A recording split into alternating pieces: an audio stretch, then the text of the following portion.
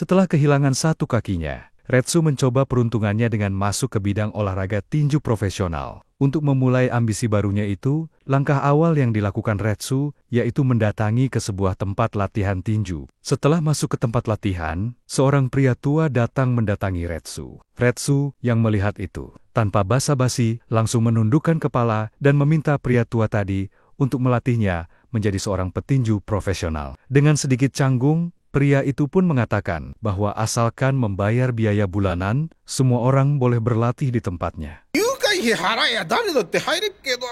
Namun, ternyata ada satu hal yang mengganjal dari pria tua itu, yaitu kondisi Retsu yang hanya memiliki satu kaki. Retsu dengan tegas meyakinkan pria itu bahwa kekurangannya ini tidak akan mempersulit dirinya maupun orang lain, termasuk pria tua itu. Karena masih merasa ragu, pria tua itu pun menyuruh Retsu untuk memukul samsak yang ada di tempat latihan. Retsu yang merasa bahwa pukulannya akan menghancurkan samsak, menanyakan pada pria itu apakah dia memiliki gantinya. Namun sambil tertawa, pria itu malah menantang Retsu dengan mengatakan, jika pukulan Retsu mampu menghancurkan samsak di depannya, maka dia akan menjadi pelatih pribadi Retsu. Retsu yang mendengar itu menyanggupi tantangannya. Hal itulah yang memang diinginkan oleh Retsu, karena dia tahu bahwa menghancurkan samsak bukanlah hal sulit bagi dirinya yang seorang master bela diri. Retsu mulai mengambil ancang-ancang, dan dengan sekali pukulan, samsak di depannya langsung hancur berhamburan. Semua orang yang melihat, termasuk pelatih itu, dibuat kagum dengan kekuatan pukulan Retsu. Koji.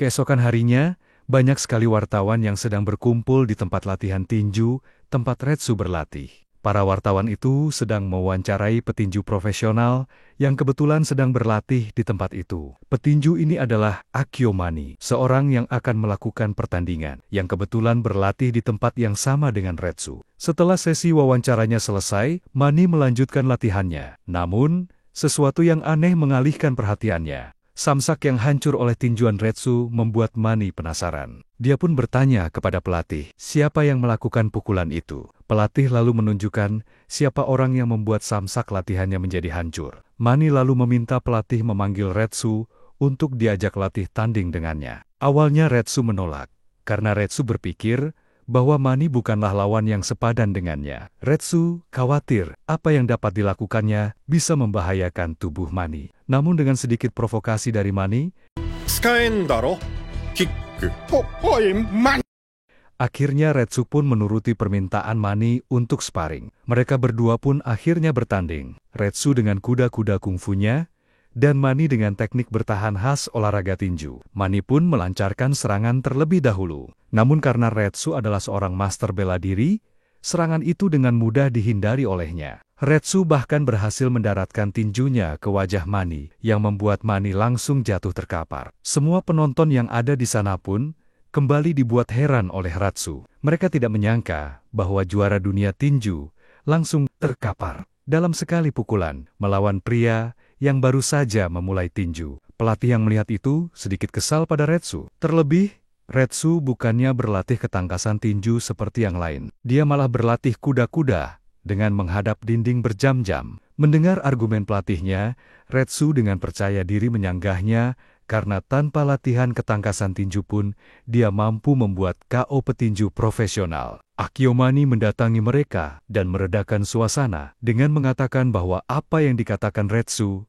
ada benarnya. Mani beranggapan bahwa argumen Retsu benar karena dirinya menang. Mani pun mengingatkan Retsu bahwa dengan apa yang dikatakannya itu, dirinya sudah menantang para petinju pro dunia. Keesokannya, Retsu tetap melatih kuda-kuda sama seperti sebelumnya. Pelatih lalu kembali mendatangi Retsu dan menyuruhnya segera memakai sarung tinju. Kali ini, Retsu akan melawan orang yang dianggap seimbang dengan kekuatannya. Pelatih mengatakan bahwa lawan Retsu kali ini adalah mantan anggota militer dan seorang petinju kelas berat. Dirinya mendapat rekor 9 kali tanding dengan semuanya dia menangkan dengan meng-KO lawannya. Dengan semua reputasinya, pelatih merasa dia adalah lawan yang seimbang dengan Retsu. Retsu pun mulai dipasangkan helm pelindung kepala. Awalnya dirinya menolak, namun pelatihnya memaksa, sehingga Retsu tetap memakai helm pelindung. Pertandingan pun dimulai. Pria besar ini langsung memberikan pukulan ke arah Retsu. Retsu berhasil menangkis tinjunya, namun tubuhnya terdorong hingga ke belakang. Sebagai seorang master bela diri, tentunya Retsu mampu menganalisa kekuatan dan kelemahan lawannya. Dengan semua pengalamannya itu, Retsu berhasil menemukan titik lemah dari lawannya. Retsu melihat bahwa kepalan tangan lawannya sangat lemah. Dia dengan sengaja menghantamkan dahinya ke tinju dari lawannya. Tumbukan itu membuat jari pria besar itu remuk.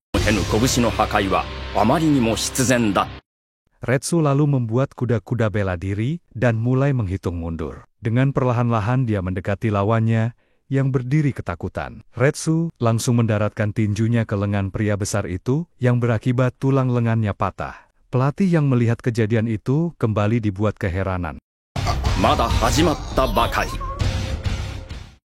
Sementara di tempat lain di sebuah bandara, tibalah seorang pria bernama Kaiser yang baru saja sampai di Jepang. Kaiser adalah seorang yang dikenal sebagai promotor tinju yang sangat terkenal di dunia. Tujuan dari Kaiser ke Jepang tak lain adalah menemui Retsu yang kebetulan pada saat itu masih berlatih di sasana tinju kecilnya. Seperti biasa, Retsu selalu berlatih kuda-kuda dan menghadap tembok hingga berjam-jam. Kaiser yang pertama kali melihat Retsu dibuat kagum dengan struktur otot milik Retsu.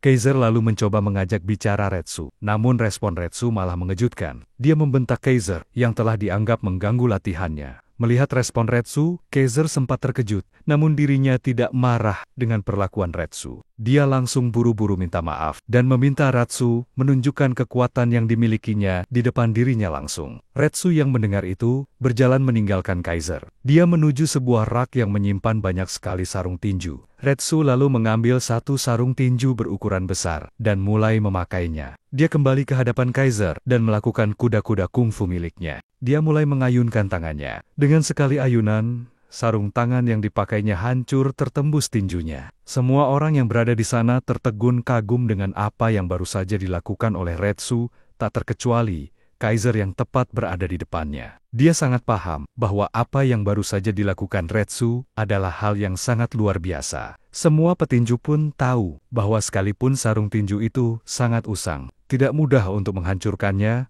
menggunakan tinju. Kaiser lalu memberikan sebuah tawaran kepada Retsu bahwa dirinya akan mendapatkan jutaan dolar uang dan berkesempatan melawan para petinju elit kelas berat jika dirinya mau ikut dirinya ke Amerika. Mendengar tawaran itu, Retsu pun tertarik dan berangkat bersama Kaiser ke Amerika. Tak lupa Retsu juga mengajak pelatih di sasana tinjunya untuk ikut mendampinginya. Sesampainya di sebuah hotel di Las Vegas, Retsu memandangi suasana di tempat barunya. Dia sedikit mengkritik tentang apa yang ada di kota barunya itu. Retsu beranggapan bahwa apa yang ada di kota ini semuanya adalah barang tiruan. Namun Kaiser mencoba menenangkan pikiran Retsu dengan berkata, meski semua adalah barang tiruan, namun semua itu adalah barang yang berkelas dan mahal.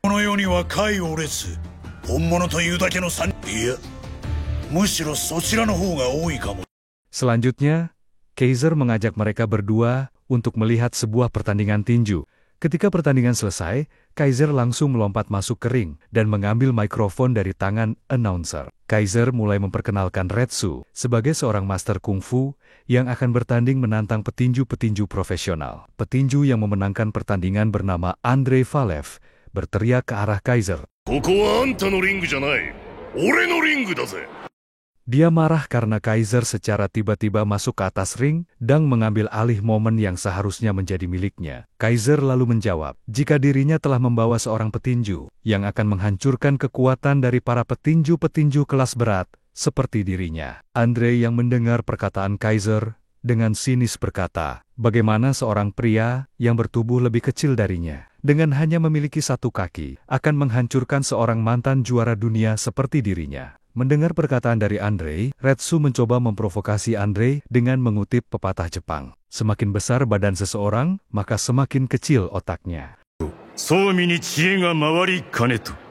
Namun Andrei sama sekali tidak terpengaruh dengan provokasi dari Retsu. Kaiser lalu berkata kepada Retsu bahwa dia telah menyediakan alat peraga untuk menunjukkan kepada semua orang yang ada di arena itu keahlian yang dimilikinya. Alih-alih menuruti keinginan Kaiser, Retsu malah menolaknya dan malah menantang Andre untuk bertanding melawannya. Andre langsung memukul balok yang ada di depannya hingga hancur. Sebagai orang yang memiliki basic bela diri karate, Andre langsung menerima tantangan dari Retsu. Tak mau kalah dengan Andre, Retsu langsung memukul sisa balok di depannya hingga hancur menjadi pasir. Semua orang yang berada di arena dibuat terkejut dengan aksi Retsu. Tak terkecuali Andre yang melihatnya. Mereka berdua sepakat untuk melakukan pertandingan persahabatan. Tibalah mereka pada sesi wawancara. Wartawan bertanya kepada Retsu tentang rekor pertandingan yang pernah dijalani Retsu. Retsu menjawab bahwa semua pertarungannya adalah pertarungan tidak resmi, dan dia tidak pernah menghitung rekor pertarungan yang sudah dia jalani. Apa yang dikatakan Retsu ini sebenarnya mengacu pada turnamen Sidai, yang mana turnamen itu sama sekali tidak memiliki aturan apapun. Salah satu wartawan pun bertanya, bagaimana Retsu bisa kehilangan kakinya? Retsu menjawab bahwa apa yang terjadi pada kakinya akibat pertarungan persahabatan yang dijalaninya. Semua wartawan pun kaget mendengar jawaban dari Retsu. Sekembalinya mereka ke hotel, pelatih Retsu yang bernama Fukamachi ini sedikit kesal kepada Retsu. Dia berkata kepada Retsu bahwa orang yang akan dia lawan ini adalah mantan juara dunia kelas berat. Retsu dianggap terlalu meremehkan Andrei Valev. Pak Fukamachi lalu menghampiri Retsu dan mendaratkan sebuah jab yang mengenai hidung Retsu hingga berdarah. Dia mengumpamakan, jika ini adalah jab dari Andrei, nyawa Retsu bisa tak tertolong. Pak Fukamachi meminta Retsu untuk membatalkan pertandingannya dengan Andre dan bergegas pulang ke Jepang. Namun, ketika Pak Fukamachi ingin mengambil kaleng minum di depannya, dia baru menyadari bahwa tangan untuk memukul Retsu tadi telah terkilir. Hal itu sontak membuat kaget Pak Fukamachi. Dia tidak sadar bahwa Retsu secara refleks memelintir tangan Pak Fukamachi, tepat setelah tinjunya mendarat ke hidung Retsu. Retsu lalu mengembalikan posisi pergelangan Pak Fukamachi, sembari meminta Pak Fukamachi untuk percaya dengan apa yang telah Retsu lakukan.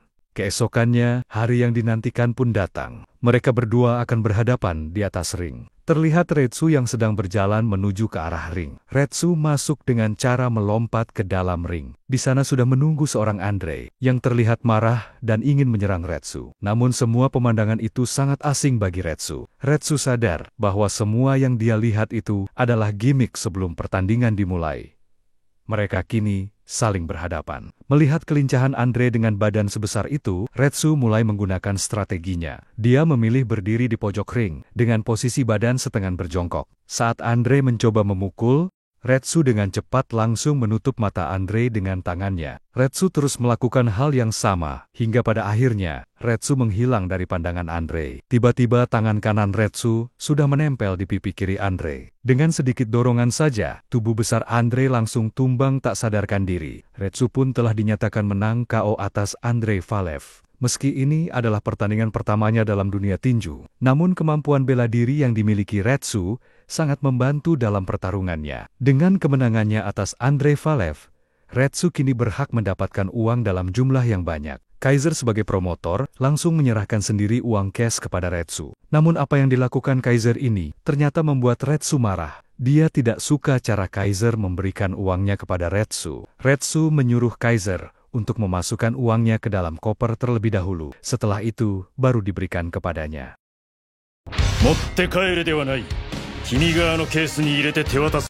Kaiser yang ketakutan, lalu menuruti permintaan Retsu. Dia menyerahkan koper yang sudah terisi uang kepada Retsu, dan menyiapkan mobil untuk membawa Retsu ke hotelnya. Nicknameはしたことがない。タイトルに一番近い男だ。君の次の相手だ。トマネーを聞いたら飛びついてきた。KO予告でもかましてやれ。